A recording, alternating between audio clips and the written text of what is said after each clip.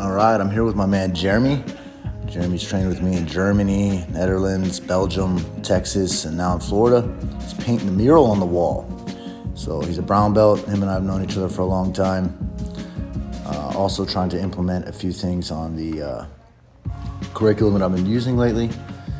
He's only got NoGi as a gi class, so I am shirtless. I didn't have a rash guard, so he didn't have his gi because he was painting at the time. Painting the mural on the wall. He gave me an underhook here. I got an overhook and an underhook. Is a lateral drop type sacrifice butterfly hook flip that we have gone over recently. I wanted to cut and pass the guard here. Jeremy was able to just keep me away enough and defend that. But here, you notice I push his ankle across, and I'm gonna put my instep on his other foot. This will now allow his leg to be stapled to the ground. I gotta get rid of his shin pressure, so I lean back and I pull his shin across my hip. This now allows me to gain the distance with my leg, and his legs are doing the banana splits. They're split open. I put my weight and hands on the mat, and I can swiftly just pass one leg through, and I pass the entire guard in one movement. Here, watch. Happens real quick. You'll see it in a couple of the videos that I'm grappling people with in Germany. I do it a few times. It's one of my favorite techniques. Doesn't take a lot of chest-to-chest contact if you can't get it. Going for a guard pass here, and then he tries to put me in a version of a buggy choke. I do believe I have to have my right arm in for the buggy choke, but I had my chin pressured into his ribs pretty good. He didn't have my carotid. I wasn't choking at that point. I do have some friends that I know that are stellar with this move, so I do highly respect it, the buggy choke. I just think that he had to have my right arm in there. He notices that and lets go. I put my knee on his stomach and start to advance to mount. Circle around the head and then back the other way for the S mount. And I'm probably gonna reach back here and go for the old spider web. Yep, I like the leg to grab in the spider web position. So I eventually get my leg over his face here and cross my ankles super tight. I'm looking at his toes and I go for a toe hold. Now I keep the leg position on his arms and I'm just distracting him with the toes. I come up, and sometimes people reach for their toes, but this time I blasted his elbow and got the grip break. Sometimes people reach up for their toes and extend their arms and get arm locked while you're toe holding them there. Collar tie, wrist fight we got going on. Let's see what we start to do here. I'm pushing his wrist up so he can't quite make a grip, snapping his collar ties off. I pull guard. Not having a good time with my right knee. Shoot a right heel hook.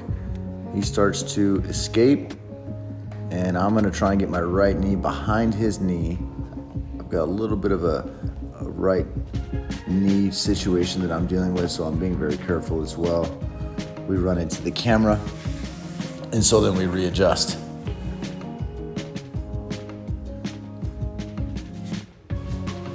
This is the first roll of the day for me and Jeremy in terms of him and I. We are rolling with a few other people in the gym, but this isn't just him and I at the gym. It's in the middle class. So here you go. You can see me push his leg away again, and he grabs my leg, which makes me be able to put my shin on top of his. This really allows me to turn my body weight, and I can throw my right leg up in the air because I'm pushing off of his knee. So eventually he tries to throw a little bit of a butterfly hook too, which allows me to try and push and step over the top. Didn't quite get it, so it allows me to throw it back over the other direction and get the guard pass. It's something that you could do when someone grabs your far side leg in the half guard, when it's just the shin. Keeping control of his knees here, looking for that Americana. Notice my feet are trapping his other arm. My legs are trapping his other arm so they can't, his arms are stretched out. I tried to go to more of a mount, missed the mount because the Americana was a little bit far away when I was stretching his legs or his arm out with my legs. So I tried to mount. He's got me in a lockdown, so he's keeping me away and my balance is a little off. I don't quite have the Americana or the straightened arm bar. Yeah, he escapes there.